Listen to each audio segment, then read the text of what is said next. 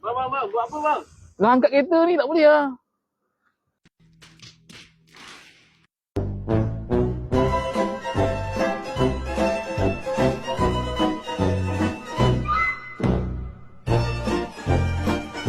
Assalamualaikum semua dan selamat petang. YB lagi bertemu.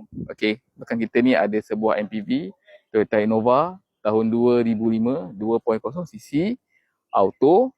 Okey, yang ni kereta hari tu kita dah pernah buat review. So harga sekarang dah berubah. Siapa nak tahu harga, korang boleh tunggu dekat dalam video ni. Okey. So, kita tengok dari segi luaran dia.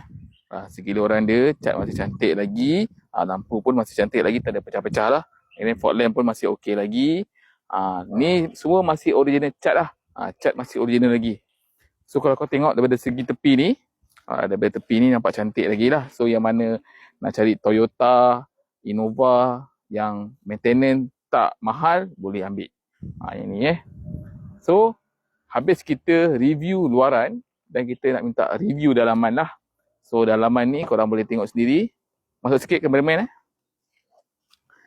Okey, dalaman dia korang tengok steering masih cantik lagi, dashboard pun masih cantik lagi, tak ada cala-cala, seat pun masih okey lagi, tak ada koyak-koyak. Yang ini 100% original daripada Toyota lah.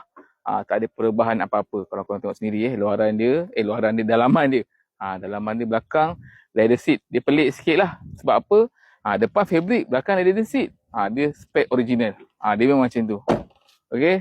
So yang ini engine, gearbox, aircon tak ada masalah. So korang, harga yang kami nak jual. Yang kami nak jual RM18,000 sahaja. So korang yang mana berminat, korang boleh kontak dengan saya ataupun korang boleh datang terus jumpa dengan salesman dekat sini. So itu sahaja semua. Terima kasih yang mana menonton video YB. Assalamualaikum warahmatullahi wabarakatuh.